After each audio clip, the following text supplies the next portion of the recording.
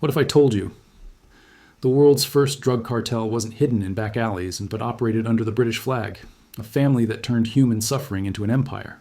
A dynasty that addicted millions and was knighted for it. Long before the Sacklers, before Big Pharma, there was another name. A name history tried to forget. The Sassoons. Merchants of empire. Builders of docks, libraries, hospitals, all paid for with the profits of addiction. They didn't just sell opium, they industrialized it.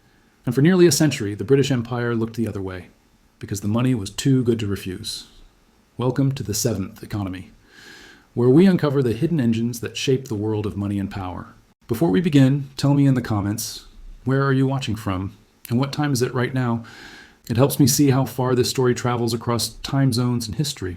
And if you want more untold stories like this one, hit subscribe, tap that like button, and let's step back into the century where charity was born from smoke. Because this is the story of the family that addicted an empire. They were called the Sassoons, but history remembers them as something else. The merchants of empire. A dynasty that addicted a nation, financed a war, and built monuments with the money. Long before the Sacklers turned painkillers into profit, the Sassoons perfected the formula. Turn human misery into a business model, and then buy redemption with charity. They were bankers, traders, philanthropists, knights, and they built their empire on opium. By the time Britain ruled the seas, the Sassoons ruled its most lucrative shadow trade. Tons of Indian-grown opium poured into China, packed in chests stamped with imperial seals. And behind those chests stood one family, invisible to most, indispensable to the empire. They called opium a commodity. But it wasn't tea or silk. It was addiction, measured in human lives and counted in silver. The Sassoons didn't invent opium, but they industrialized it, and for nearly a century the empire rewarded them for it, with titles, honors, and statues that still stand. Because that's how history works. First, it forgets the victims. Then it celebrates the profiteers. The story begins in exile. In 1832, a merchant named David Sassoon fled Baghdad under threat of persecution. He left behind wealth, status, and comfort, but carried with him something more valuable: connections, languages, and the instinct to survive. He arrived in Bombay, a city being reshaped by empire, a place where fortunes were made, not by birthright, but by proximity to power. The British East India Company had turned the city into its trading heart, linking the cotton fields of India to the markets of China and the counting houses of London. To most, it was chaos, a world of risk and speculation. To David Sassoon, it was a map of opportunity. He understood what the empire wanted: control of supply, steady revenue, and loyal intermediaries. He also understood what they needed: someone who could operate where the British could not, among merchants who spoke Arabic, Hindi, and Chinese, across cultures, across laws, across moral lines. In Bombay, Sassoon built his new empire from the docks up: warehouses along the harbor, shipping offices in Hong Kong, agents fluent in a dozen tongues, a network as global as the opium trade itself. The Sassoons became the empire's invisible partner, outsourcing its dirtiest business to those who could do it discreetly. And from those early years in Bombay, a single principle would guide every decision the family made: when the state needs money, morality is negotiable. By the 1830s, Britain had a problem. The empire's tea addiction was draining its silver reserves. China had what Britain wanted: tea, silk, porcelain. But China wanted nothing in return. No wool, no machinery, no British goods, just silver. And so, in boardrooms and colonial offices, the empire found its solution. If China wouldn't buy from Britain, Britain would make China buy from India. The product? Opium. The supplier? The East India Company. And the middlemen, the merchants who would carry the drug across the South China Sea, were families like the Sassoons. Under company supervision, vast fields of poppies spread across Bengal and Malwa. Farmers were forced into contracts, paid a fraction of what the drug would later fetch in Canton. Every chest of opium was stamped, sealed, and sold at auction. A government-backed narcotic trade disguised as commerce. The Sassoons mastered this system. They didn't just buy opium, they integrated it. They financed the cultivation, controlled the warehouses, owned the ships, insured the cargo.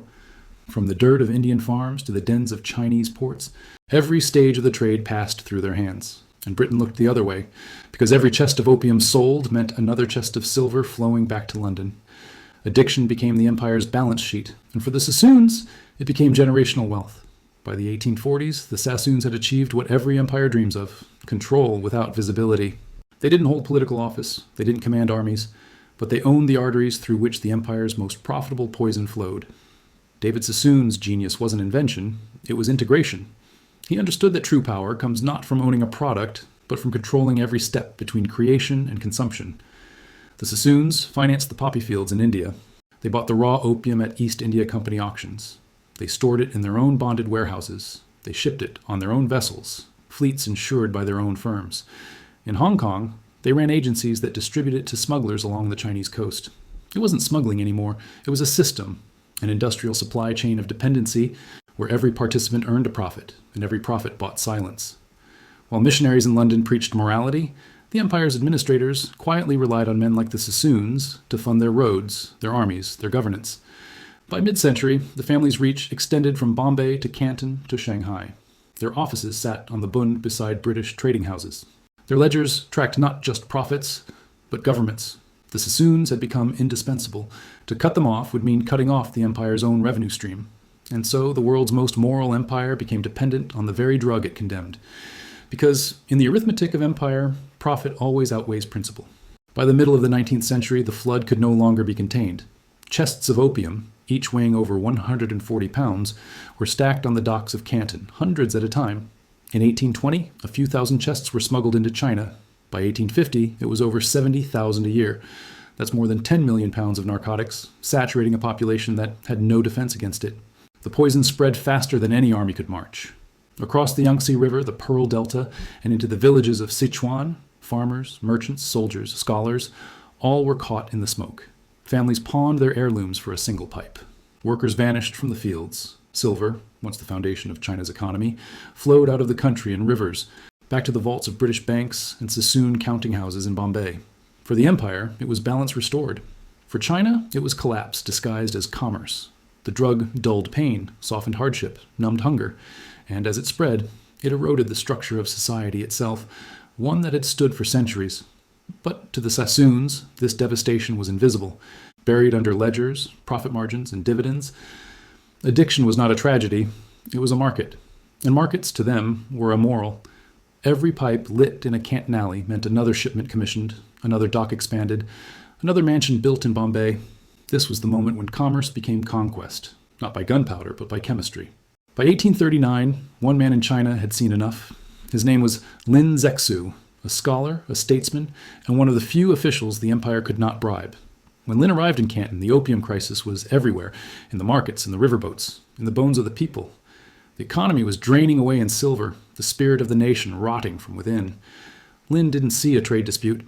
He saw an invasion, not by soldiers, but by smoke. And so he acted. He ordered the confiscation of 20,000 chests of opium, nearly 3 million pounds, from foreign warehouses.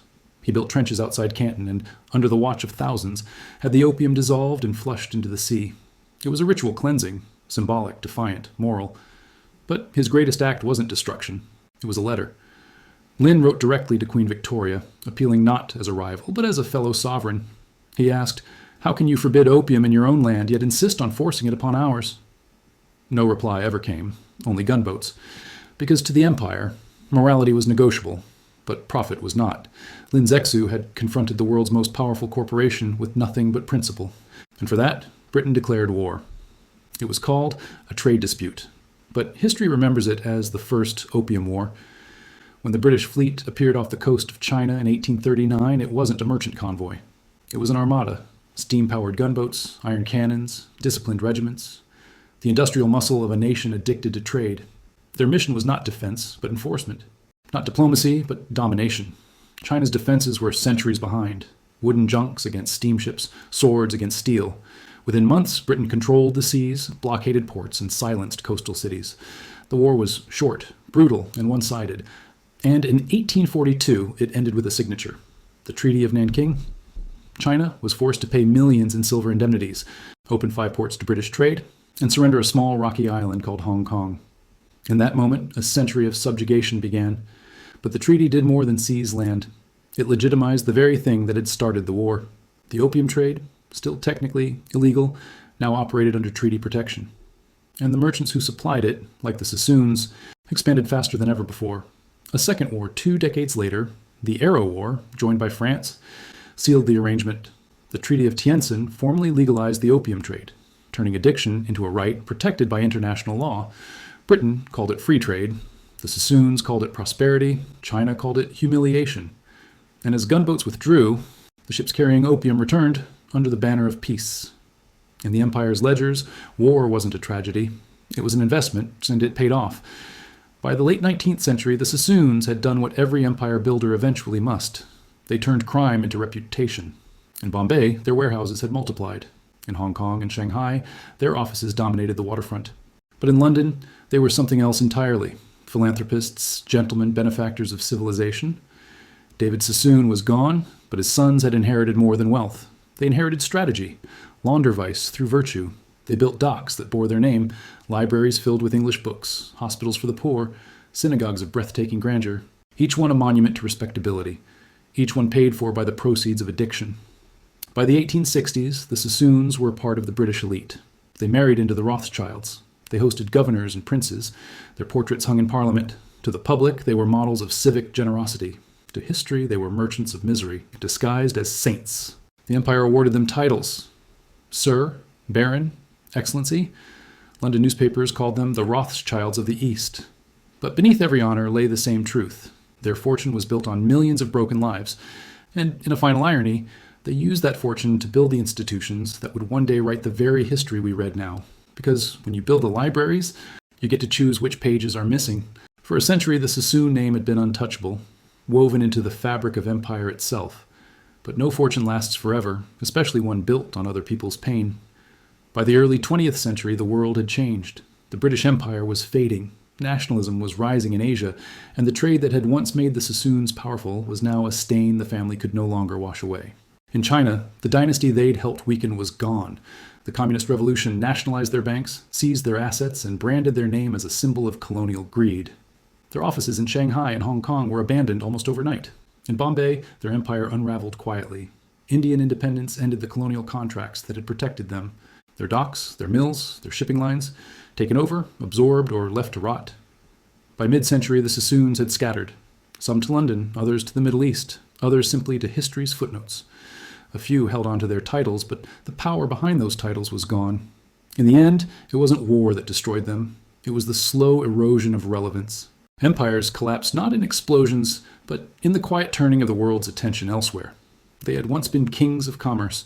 Now they were ghosts in boardrooms, a dynasty undone by the very global forces it had once mastered. That's the final irony of empire. You can addict a continent, but you can't outlive history. A century passed. The poppy fields of Bengal gave way to the pharmaceutical labs of America. The ships of the Sassoons were gone, but their playbook, the blueprint of profitable dependency, survived. Different century, different drug, same logic. In the 1990s, a new dynasty rose, the Sacklers. Educated, respectable, brilliant. They built Purdue Pharma and unleashed OxyContin, a synthetic narcotic promoted not as addiction, but as relief. It was opium in a lab coat. And just like the Sassoons, they mastered the same equation. Take a drug that numbs pain, sell it as progress, and bury its destruction under philanthropy. Museums, universities, hospitals, their name engraved on the walls of the very institutions that would later denounce them. When lawsuits came, they paid settlements. When scandals broke, they declared bankruptcy. But like the Sassoons, they kept most of their fortune intact. It wasn't a story of crime and punishment. It was a story of evolution. Because the addiction industry never dies. It simply changes its packaging. From chests of opium to bottles of pills, from the harbors of Canton to the pharmacies of Ohio, the business model stayed the same. Monetize dependency, market it as healing, by redemption with charity. The only difference between the Sassoons and the Sacklers is the century they operated in, and the illusion that we've learned anything since. If you strip away the names, Sassoon, Sackler, East India Company, Purdue, what remains is the same machinery, repeating itself across centuries. It begins with control. A powerful state or corporation identifies a product that creates dependency, whether it's opium, sugar, oil, or information. Dependency guarantees stability, and stability guarantees profit. Then comes industrialization. Production is scaled, distribution is perfected. Every layer of the chain, from supplier to consumer, becomes an asset. In the Sassoons' time, that meant ships and warehouses. Today, it's patents and logistics networks. Next is legitimization. The moral questions are softened by legal ones. The trade is justified as medicine, progress, or free enterprise. Addiction is rebranded as demand. Profit becomes virtue. Then comes philanthropy. Money earned from pain is recycled into symbols of goodness, schools, libraries, research foundations. The victims are forgotten, the benefactors immortalized in stone. Finally, amnesia. The system rewrites its own history. The merchants become visionaries. The crimes become controversies. And the same structure waits for its next incarnation. It's not just the Sassoons or the Sacklers. It's a model, a logic baked into empire itself. Because every empire needs its addicts. Every system needs its dependencies. As long as suffering can be priced, someone will find a way to sell it. That's not history repeating. That's power remembering what works. The Sassoons are gone now. Their docks in Bombay still stand. Their libraries still open their doors. Their names are carved in marble, but their story lives in silence. Walk along the harbor they built, and you'll see the plaques, the statues, the memorials, but not a single word about the millions broken by the trade that paid for them. That's how history redeems its villains. It doesn't erase their crimes. It outlasts them. The empire that armed the Sassoons with power called itself a civilizing force. The modern companies that mimicked their methods called themselves healers. But beneath both, the truth remains the same. Wealth built on pain always demands forgetting. Opium made Britain rich, addicted China, and birthed a dynasty that rewrote its own guilt into philanthropy. A century later, the same cycle repeated, this time in pills, in marketing campaigns, in corporate boardrooms. And still, we ask the same question Lin Zexu asked nearly 2 centuries ago. How can we outlaw the very thing we profit from? The answer is as clear now as it was then. We can't. Not until the price of profit is finally measured in something more than money. Because history doesn't just record our actions, it remembers our excuses. And long after the last addict dies, the buildings remain, the names remain, and the silence remains as our proof, as the truest monument to empire.